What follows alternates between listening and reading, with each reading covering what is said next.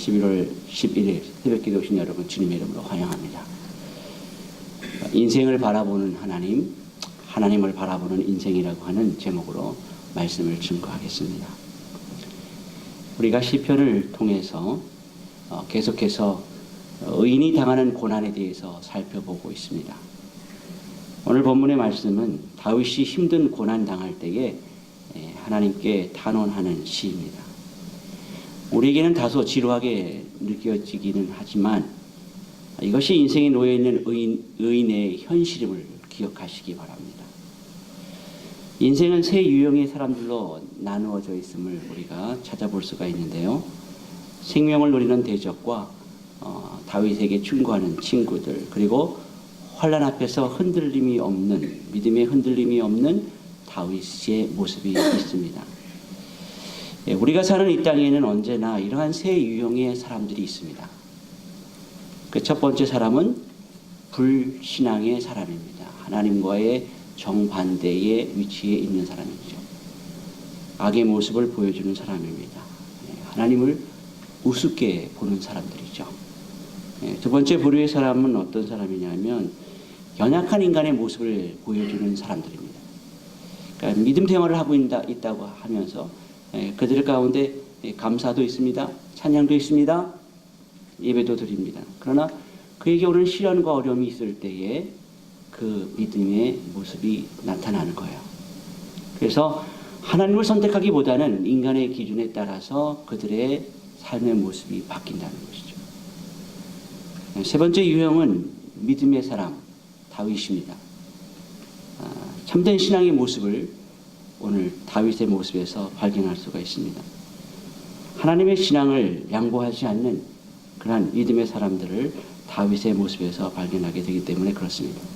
자, 이 세 종류의 사람들이 우리 신앙의 모습이 어떠한 것인가, 다윗의 신앙의 모습을 비춰보면서 우리가 발견하게 되는 것입니다. 시편 11편의 다윗의 상황이 어떠한 어려움인지 구체적으로 알 수는 없지만 위기 상황입니다. 어려운 상황입니다.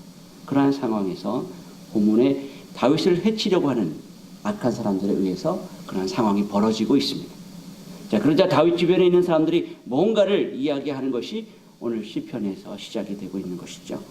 자, 그런 상황에서 다윗의 그 선택이 분명하게 드러나면서 성도들에게 시련을 대처하는, 하나님 백성으로서의 그 시련을 대처하고 이겨내는 그러한 거에 대해서 말씀해 주고 있는 것입니다.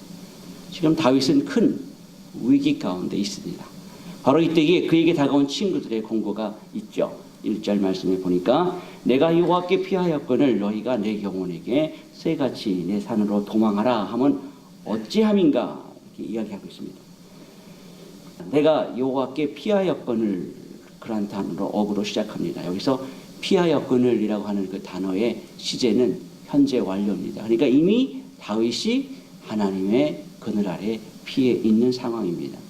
그런데 다윗의 믿음을 흔드는 자가 있다라는 거예요. 그것이 무엇입니까? 현실을 보라는 거예요. 내 영혼에게 새같이 네 산으로 도망하라. 지금 보이는 당신의 상황을 쳐다보라는 거예요.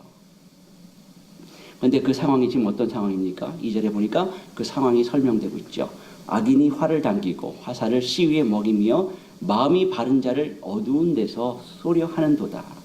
활이나 화살은요, 그 화살을 맞추려고 하는 사람, 그 파멸에, 죽음에 이르도록 하기 위해서 어떻게 그 상황이 이루어지겠습니까?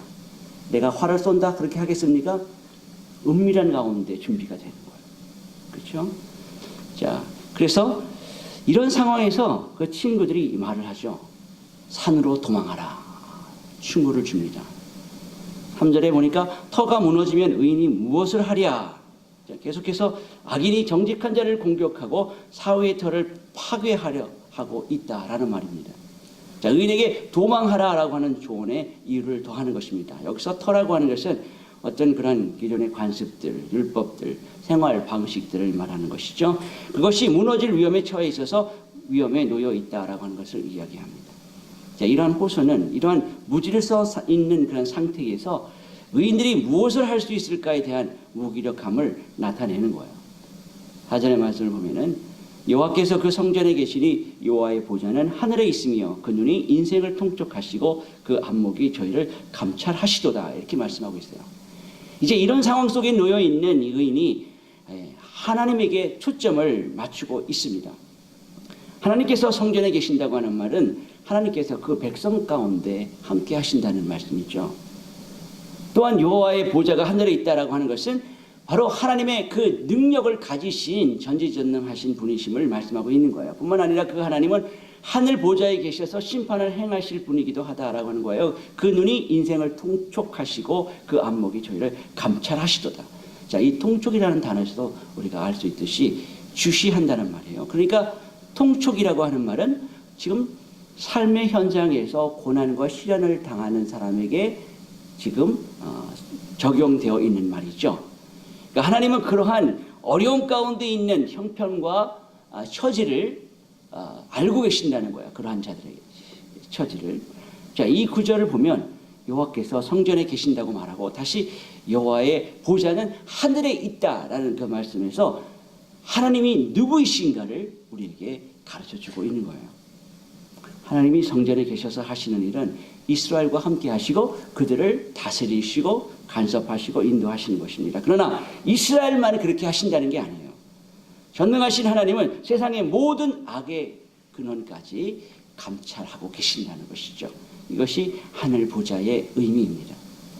결국 하나님이 의인을 감찰하시고 악인과 강포함을 좋아하는 자를 미워하신다라고 하시는 거예요. 악인이 결코 의인을 할 수 없음을 뜻하고 있는 거예요. 왜냐하면 하나님은 의인을 감찰하시기 때문이다라는 것이죠. 성전에 계셔서 이스라엘과 함께 하시고 하나님의 약속 아래 있는 의인이 악인에 의해서 해를 당할 것을 하나님께서는 결코 용납하지 아니하십니다. 앞으로 올 어떤 무정부 상태의 혼란이 사회의 틀을 흔들어 놓을지라도 유일한 소망은 하늘로부터 다스리시는 하나님의 주권을 믿는 것입니다. 이것이 다윗의 믿음이었어요. 6절과 7절에서 말한 것처럼 악인의 소득은 하나님 심판뿐입니다. 그러나 의인은 하나님의 얼굴을 배울 수 있는 거예요. 다윗은 하나님이 이루실 그 일을 믿는 것입니다. 때문에 이 믿음이 있는 다윗이 악인을 두려워할 필요가 없다는 거예요. 시편 기자 다윗은 새처럼 도망가고 싶은 유혹을 받지만 하나님은 악인들을 그들의 악함 속에 잡으려고 금을 덫을 보내신다라고 말씀하고 있죠. 자, 그러므로 심판이 임할 때에 안전을 위해서 산으로 도망칠 사람은 악인이 될 것이라는 거예요. 혹 의인이 악인의 손에 의해서 죽는다 할지라도 그것은 악인의 힘에 의해서 죽는 것이 아니라 하나님의 뜻 가운데 이루어진 것이다라는 사실을 여러분 기억하시기 바랍니다. 하나님의 인자와 자비하심이 악인의 세력에 패할 수 없기 때문에 그런 거예요. 그러니까 우리 삶에 일어나는 여러 가지 일들 가운데 그것이 죽음같이 느껴지는 상황이다 할지라도 그것은 하나님의 뜻 가운데 하나님의 섭리 가운데 이루어진다는 사실을 기억하십시오. 우리가 신자가 하나님의 백성들이 서 있어야 할 그 터는 아들을 세상에 보내시고 십자가에 피를 흘리시기까지 하시면서 하나님이 택한 백성을 사망에서 구원해내시는 그 하나님의 전지전능하심과 신실하심과 인자하심을 믿는 믿음이 있는 것입니다. 하나님의 신실하심과 인자하심은 자기 백성을 절대로 악한 세력에 빼앗기지 아니하시고 생명의 나라로 옮겨 놓으심을 믿으시기 바랍니다. 그것이 능력의 하나님, 우리가 예배하는 하나님, 우리가 아버지라고 부르는 하나님이시기 때문에 그런 거예요. 이것이 여호와께 피한 자로 사는 것입니다. 하나님의 인자하심과 신실하심은 그 무엇에도 넘어질 수 없는 견고한 틀입니다. 터입니다. 우리가 믿는 하나님은 반드시 의인의 간구와 기도를 들으시고 하나님의 때에 그 기도에 응답을 하시는 분이심을 또한 기억하시기 바랍니다. 6절과 7절의 말씀을 보면 악인에게 그물을 던지시리니 불과 유황과 태우는 바람이 그들의 잔의 소득이 되리로다. 여호와는 의로우사 의로운 일을 좋아하시나니 정직한 자는 그의 얼굴을 배우리로다. 악인에 대한 하나님의 심판은요, 우리가 어떻게 느껴지든 분명히 일어날 것임을 성경이 말씀하고 있어요. 왜냐하면 주권자이신 여호와 하나님은 의를 사랑하시고 의인이 승리하기를 그 누구보다도 원하고 계시기 때문에 그래요. 그분이 우리가 부르는 아버지 하나님이십니다. 의인은 언젠가 반드시 하나님의 얼굴을 배울 것입니다. 성도 여러분, 우리는 누구나 어려운 그런 시간 속에 또 갈등의 상황을 만나게 될 것입니다. 여러분의 삶에서.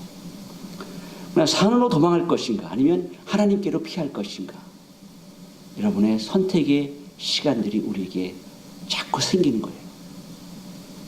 그래서 그런 질문 앞에 고민하게 되고 씨름하게 되죠. 우리는 지난날 산으로 도피하고 싶은 충동과 유혹을 얼마나 많이 경험했습니까? 내 방법대로 살아보자. 내 과거의 경험이 있으니까 그 방법대로 결정하자. 이러한 생각이 곧 산으로 도망하라 라고 하는 사탄의 유혹입니다. 이 소리는 계속해서 우리에게 끊임없이 들려올 것입니다. 그러나 절대로 산으로 도망해서는 안 되고 하나님으로 피난처를 삼으셔야 합니다. 왜냐하면 인생을 살피시는 하나님이 계시기 때문에 그래요. 하나님만을 바라보는 인생을 하나님의 인자하심과 자비하심을 노래하고 높일 수 있는 길로 하나님께서는 인도하십니다. 오늘 시편은 다윗의 억울함과 위험의 상황에서 탄식하며 하나님께 탄원하는 것을 시작으로 그는 결국 하나님이 어떤 분인가를 기억하면서 하나님을 찬양하는 시로 끝을 맺고 있습니다. 다윗은 악인으로부터 생명의 위협을 받습니다. 또한 그는 친구들이든 내적인 양심의 소리를 통해서든지 간에 도망하는 것이 가장 적절한 행동이야 라고 이렇게 충고를 받고 있습니다. 우리의 인생은 늘 이런 혼란과 어려움이 찾아오지만 그때에도 잊지 말고 기억해야 할 것은 하나님이 누구신가 라는 생각을 여러분 기억하시며 살아가야 합니다. 이것이 말씀 묵상의 파워예요. 육신이 괴로운 상황에서도 하나님의 인자와 자비하심을 보게 하심으로써 범사에 감사하고 기뻐하는 그 의인으로 터 위에 세우고자 하시는 것이 하나님의 마음이고 하나님의 뜻이에요. 결국 신자가 믿고 의지할 것은 하나님의 인자하심과 은혜와 자비하심이에요. 하나님의 긍휼하심이에요. 이 터 위에 굳게 서서 비록 육신은 고달프다 할지라도 힘든다 할지라도 하나님을 향한 그 신앙을 힘있게 증거하는 대로 살아가기를 소원하시기를 바랍니다. 기억하시기 바랍니다. 하나님만을 바라보는 인생의 터는 결단코 무너지지 않습니다.